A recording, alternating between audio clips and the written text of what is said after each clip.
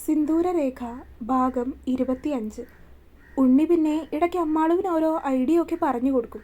എങ്കിലും ഇവരുടെ ഇടയിലേക്ക് പോയി കൂടുതൽ കാര്യങ്ങൾക്കൊന്നും അവൻ നിൽക്കാറില്ല. അവർ ഭാര്യയും ഭർത്താവുമായി അവരുടെ പാടായി എന്ന മട്ടാണ് അവന്. അമ്മയ്ക്ക് പിന്നെ ഇവരുടെ ഇടയിൽ അല്പം വഴക്കൊക്കെ ഉണ്ട് എന്നറിയാം. എങ്കിലും കാര്യമായിട്ടത് മൈൻഡ് ചെയ്തിട്ടില്ല ഇതുവരെ. അങ്ങനെ മനുവിൻ്റെ ജയ്പൂരുള്ള എക്സിബിഷൻ കഴിഞ്ഞ് അടുത്തത് ഇനി ഹൈദരാബാദിലാണ്. മനുവിന് എന്തായാലും അങ്ങോട്ടേക്ക് പോയേ പറ്റൂ. പോകുന്നത് മാത്രമല്ല, എന്തായാലും 1-2 മാസത്തേക്ക് അവിടെ തന്നെ നിൽക്കുകയും വേണ്ടി വരും. അമ്മ, എനിക്ക് ഹൈദരാബാദ് വരെ പോകേണ്ട ഒരു കാര്യമുണ്ട്. ഇപ്പോൾ പോയാൽ എന്തായാലും ഇനി 2 മാസമൊക്കെ കഴിഞ്ഞിട്ടേ എനിക്ക് തിരികെ വരാൻ പറ്റുള്ളൂ. എല്ലാവരും കൂടിയിരിക്കുന്ന സമയത്താണ് മനു ആ കാര്യം അവതരിപ്പിച്ചത്. അപ്പോൾ തന്നെ അമ്മ അവനെ ഒന്ന് ഗൗരവത്തിൽ നോക്കി.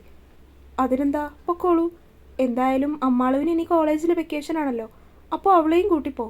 അതാവുമ്പോൾ 2 പേർക്കൊരു റിലാക്സേഷനും ആകും. അമ്മ ഇങ്ങനെ പറയൂ എന്നുള്ളത് മനുവിന് ഉറപ്പായിരുന്നു. ഇപ്പോഴാണെങ്കിൽ അമ്മ ഈ പറഞ്ഞതിന് എതിർത്ത് പറയാനും പറ്റില്ല. അവളെ കൊണ്ടുപോകാൻ പറ്റില്ലെന്ന് പറയാനുള്ള മാത്രമുള്ള സാഹചര്യവും ഒന്നുമില്ല. ഈ സാധനമായിട്ട് പോയാൽ ചിലപ്പോൾ ഹൈദരാബാദ് പൊളിച്ചിട്ടായിരിക്കും തിരികെ വരുന്നത്. മനു അന്നേരം മനസ്സിൽ ആത്മഗതിച്ചു. ഞാൻ പോകുന്നില്ലമ്മ, ഞാൻ ഇവിടെ നിന്നോളാം. കേട്ടപ്പോൾ തന്നെ അമ്മാളുവും അതിനെ എതിർത്തുന്ന രീതിയിലാണ് പറഞ്ഞത്. ഇല്ല, അത് ശരിയാവില്ല. 2 പേരും കല്യാണം കഴിഞ്ഞ് ഒരിടത്തേക്കും പോയിട്ടില്ല. ഇങ്ങനെ ഏതു നേരവും വീടിൻ്റെ അകത്ത് ഇങ്ങനെ അടച്ചു പൂട്ടിയിരിക്കാനാണോ ഉദ്ദേശം? ഈ കാര്യത്തിൽ ഇനി ഒരു എതിരഭിപ്രായം ഇല്ല. മനു, എന്നാ നീ ഹൈദരാബാദിലേക്ക് പോകുന്നത്? ഗൗരവത്തിൽ തന്നെ അമ്മ അവനോടും അവളോടുമായി ചോദിച്ചുകൊണ്ട് പറഞ്ഞു. ഞാൻ നെക്സ്റ്റ് മൺഡേ പോകാനാണ് തീരുമാനിച്ചിരിക്കുന്നത്. എന്ന് പറയുമ്പോൾ ഇനി 3 ദിവസം കഴിഞ്ഞ്. അങ്ങനെയാണെങ്കിൽ അമ്മാളുവിനെ കൂടെ കൊണ്ടുപോക്കണം. അമ്മ തീർപ്പ് പോലെ ആ ഒരു തീരുമാനം പറഞ്ഞതും മനു ഒന്നും മിണ്ടാതിരുന്നു. അല്ലെങ്കിലും അമ്മ ആ കാര്യം തീരുമാനിച്ചു കഴിഞ്ഞിട്ടുണ്ടെങ്കിൽ പിന്നെ എന്ത് പറഞ്ഞിട്ടാണെങ്കിലും അമ്മയെ അതിന്ന് പിന്തിരിപ്പിക്കാൻ പറ്റില്ലെന്നുള്ളത് അവൻ ഉറപ്പാണ്. അങ്ങനെയുള്ളപ്പോൾ പിന്നെ വെറുതെ എന്തിനാണ് സംസാരിച്ച് സമയം കളയുന്നതെന്ന് കരുതിയാണ് മനു അമ്മ അങ്ങനെ പറഞ്ഞിട്ടും തിരികെ ഒന്നും പറയാതിരുന്നത്. ഇതെല്ലാം കഴിഞ്ഞതിന് ശേഷം രാത്രി അമ്മാൾ മുറിയിലേക്ക് കയറി വരികയായിരുന്നു. എന്തൊക്കെയോ മനസ്സിൽ ചിന്തിച്ച് അകത്തേക്ക് കയറി വന്നപ്പോൾ തന്നെ എന്തിലോ ഇടിച്ച് അവൾ അവിടെ തന്നെ നിന്നുപോയി. ഔ, ഇതെന്താ പാറക്കല്ലോ എന്ന് പറഞ്ഞുകൊണ്ടാണ് അവൾ മുന്നിലേക്ക് മുഖമുയർത്തി നോക്കിയത്. നോക്കുമ്പോൾ മരുത്വാമല നിൽക്കുന്നത് പോലെ നിൽക്കുകയാണ് നമ്മുടെ കഥാനായകൻ. ഓ, ഹൈദരാബാദിലേക്ക് കൊണ്ടുപോകാതിരിക്കാനായിട്ട് ഇനി എൻ്റെ തല അടിച്ച് പൊളിക്കാമെന്ന് കരുതിയിട്ടാണോ ഇങ്ങനെ വന്ന് നിൽക്കുന്നത്? തല അത്യാവശ്യം നല്ല രീതിയിൽ തന്നെ അവൻ്റെ നെഞ്ചിലടിച്ചു കൊണ്ടിരുന്നു. പോരാത്തതിന് അവൻ്റെ കഴുത്തിൽ കിടക്കുന്ന മാലയുടെ ലോക്കറ്റ് നെറ്റിയിൽ കുത്തിക്കൊള്ളുകയും ചെയ്തു. അതുകൊണ്ട് തന്നെ അമ്മാളു അങ്ങനെയാണ് അവനോട് തിരികെ ചോദിച്ചത്. ഇങ്ങനെയാണെങ്കിൽ ചിലപ്പോൾ അതുതന്നെ വേണ്ടി വരും. മനു മുഖത്തു നിന്ന് ഗൗരവം വിടാതെ തന്നെ അവളോട് മറുപടി പറയുകയും ചെയ്തു. ആരുടെ തലയാണ് അടിച്ചു പൊളിക്കാൻ പോകുന്നതെന്ന് കണ്ടു തന്നെ അറിയേണ്ടി വരും. അവൻ്റെ മുഖത്തേക്ക് നോക്കി പുച്ഛം വാരി വിതറിക്കൊണ്ട് അമ്മാളു വലിയ കാര്യം പറയുന്നത് പോലെ പറഞ്ഞു. ഒരു കാര്യം ഞാൻ പറഞ്ഞേക്കാം. എൻ്റെ കൂടെ ഹൈദരാബാദിലേക്ക് വരുന്നതൊക്കെ കൊള്ളാം. അവിടെ വന്നിട്ട് ഇതുപോലെ ഒരുമാതിരി സ്വഭാവം എടുത്താൽ, നേരത്തെ പറഞ്ഞില്ലേ നീ, അതുപോലെ തല ഞാൻ അടിച്ചു പൊളിക്കും. അവളുടെ മുന്നിൽ കൈകെട്ടി നിന്നുകൊണ്ട് യാതൊരു കൂസലും ഇല്ലാത്ത പോലെയാണ് മനു അവളോട് സംസാരിച്ചത്. അത് കേട്ടതും അമ്മാളും അവനെ കണ്ണുമിഴിച്ച് നോക്കി നിന്നതല്ലാതെ തിരിച്ചൊന്നും പറയാനുള്ളൊരു ആവതുണ്ടായിരുന്നില്ല അവൾക്ക്. അതെ, ഞാൻ നിങ്ങളുടെ കൂടെ വരണമെന്ന് പറഞ്ഞ് വാശി പിടിച്ച് വരുന്നതൊന്നും അല്ലല്ലോ. ശ്രീയമ്മ പറഞ്ഞതുകൊണ്ട് മാത്രമാണ് ഞാൻ നിങ്ങളുടെ കൂടെ വരാമെന്ന് സമ്മതിച്ചത്. തിരിച്ചെന്തെങ്കിലും പറഞ്ഞ് അവനോട് പിടിച്ചു നിൽക്കണ്ടേന്ന് കരുതി ഒരു ലോഡ് പുച്ഛം വീണ്ടും വാരി വിതറിക്കൊണ്ട് അവൾ പറഞ്ഞു. ആര് പറഞ്ഞിട്ട് വരുന്നതായാലും കൊള്ളാം, വരുന്നത് എൻ്റെ കൂടെ ആണല്ലോ, അതാണ് പറഞ്ഞത്. ഇമാതിരി കുരങ്ങ് കളിക്കാനാണെങ്കിൽ എൻ്റെ കൂടെ വരണ്ട. അത് പറഞ്ഞ് അവൻ അവളിൽ നിന്ന് മുഖം തിരിച്ച് കട്ടിലിലേക്ക് വന്നിരുന്നു. ഓഹോ, അങ്ങനെയാണോ? ഇനി ഞാൻ എന്തായാലും നിങ്ങളുടെ കൂടെ ഹൈദരാബാദിലേക്ക് വന്നിട്ടേ ബാക്കി കാര്യമുള്ളൂ. അവൻ അങ്ങനെ പറയുന്നത് കേട്ടതും അമ്മാളും ആ കാര്യം മനസ്സിൽ തീരുമാനിച്ചുറപ്പിച്ചിരുന്നു. അങ്ങനെ കാത്തിരുന്ന് ഒടുവിൽ തിങ്കളാഴ്ച എത്തി. വൈകുന്നേരം ഫ്ലൈറ്റിലാണ് ഹൈദരാബാദിലേക്ക് പോകുന്നത്. 2 പേരും ഇന്ന് പോകുന്നത് കൊണ്ട് തന്നെ ഉണ്ണി ഇന്ന് ഹാഫ് ഡേ ലീവ് എടുത്തെത്തിയിട്ടുണ്ട്.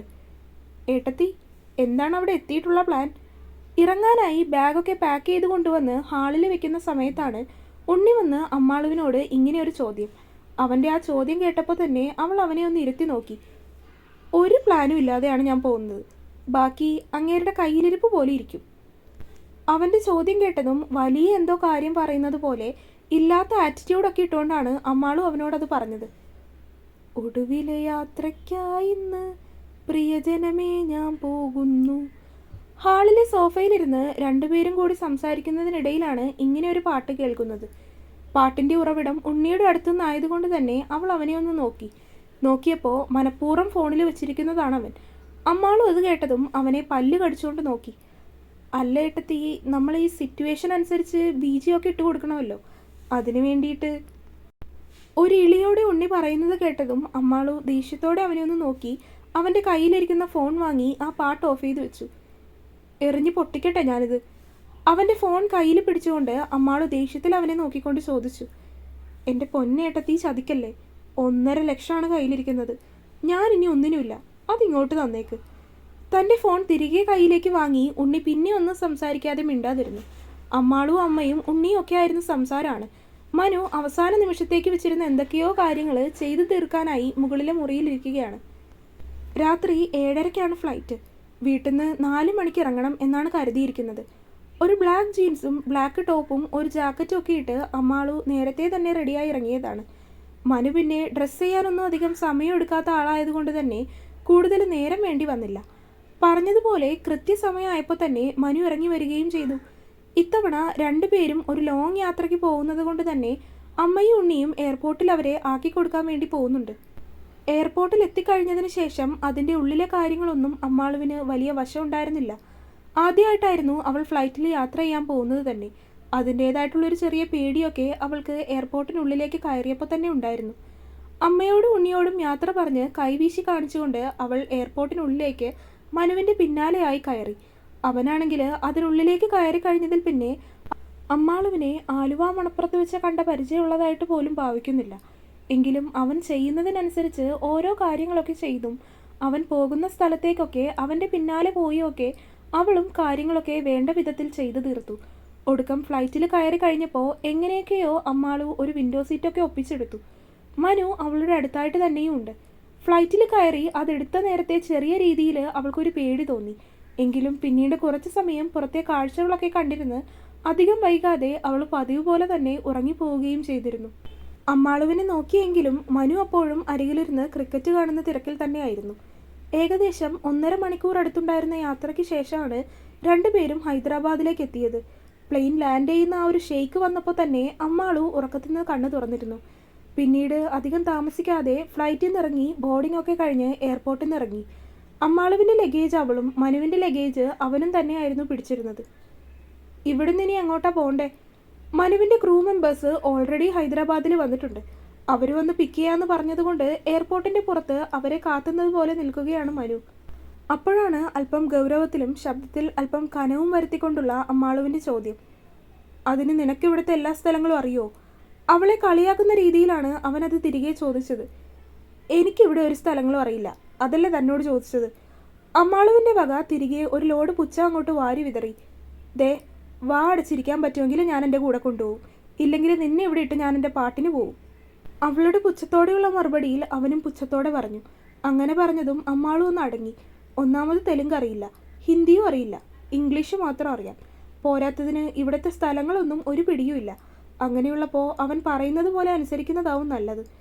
അങ്ങനെ ചിന്തിച്ചു നോക്കിയപ്പോൾ കുറച്ചു നേരത്തേക്ക് സംയമനം പാലിക്കുന്നതാണ് നല്ലത് എന്ന് അമ്മാളു കരുതി.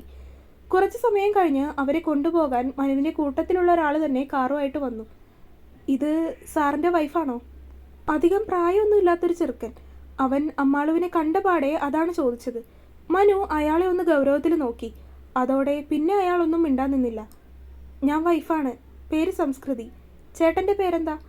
മനു അങ്ങനെ കാണിച്ച് അടുത്ത നിമിഷം തന്നെ അമ്മാളും അയാളോട് ചോദിച്ചിരുന്നു. മനു അവളെ ഒന്ന് ഗൗരവത്തിൽ നോക്കി. അവൻ്റെ നോട്ടത്തിൽ നിന്ന് തന്നെ മുൻപ് അവൻ പറഞ്ഞ കാര്യമാണ് അവൾക്ക് ഓർമ്മ വന്നത്. പിന്നീടൊന്നും മിണ്ടാൻ നിന്നില്ല.